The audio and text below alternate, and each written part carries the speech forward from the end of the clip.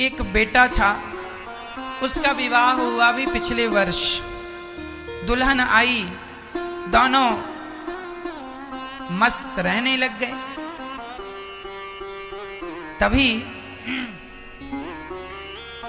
उस बेटे का पिता था, मां कुछ दिन पहले गुजर चुकी थी। मां नहीं थी, अकेला बूढ़ा बाप घर में था।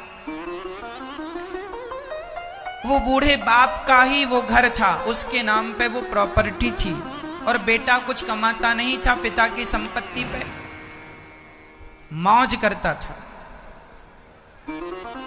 पिता की संपत्ति पर बेटा मौज करता था। एक दिन बेटे ने अपने पिता से कहा, पिताजी अब ये घर जरा छोटा पड़ गया है, आपकी बहू को जरा दिक्कत जाती है, बार बार घूंघट ही डालना पड़ता है उसे आपके सामने, तो एक काम करो, आप गैरेज में जाके सो जाओ, वो भी तो अपना। सच्ची बोल रहा हूं, बेटे ने अपने बाप से कह दिया कि आप गैरेज में जाके सो जाओ।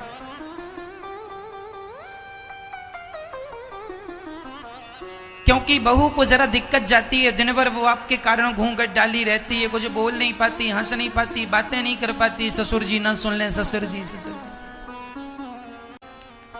उस बूढ़े बाप ने कहा, ठीक है बेटा, आज मैं गैरेज में सो जाता हूं और अब मैं गैरेज में ही सोऊंगा, तुम खुश रहो। वो बूढ़ा बाप गैरेज में जाके सो गया, गद्दा डाल के। ना वहां कूलर था, ना वहां व्यवस्थाएं थी, मच्छर खूब काट रहे थे। तभी उसने एक प्लान बनाया अपने बेटे को सबक सिखाने का। उसने अपने बेटा और बहू की टिकट करा दी अमेरिका की, जाओ बेटा जरा घूम के आओ अमेरिका। बाप ने अपने बेटे की टिकट, बेटा बहू की टिकट करा दी।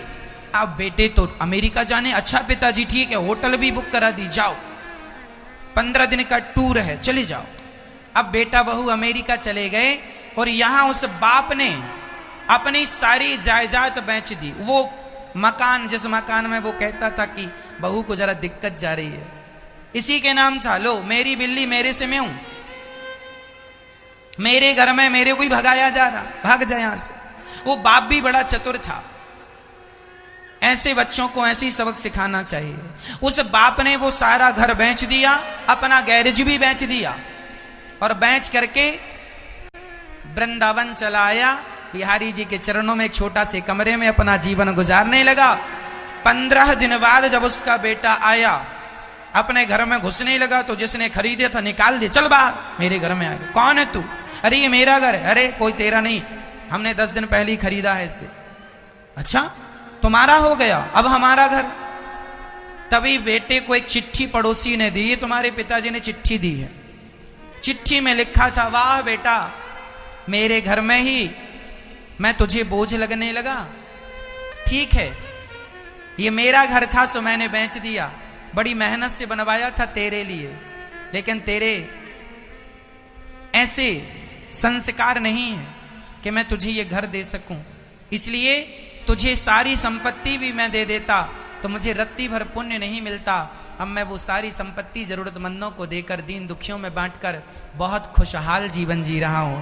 अब तू अपने लिए घर बना ले, तू अपने लिए अपना घर बना। आज उसे समझ में आया कि कमाई क्या होती है।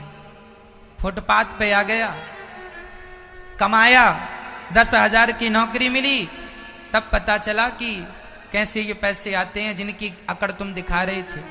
इसलिए जब बेटा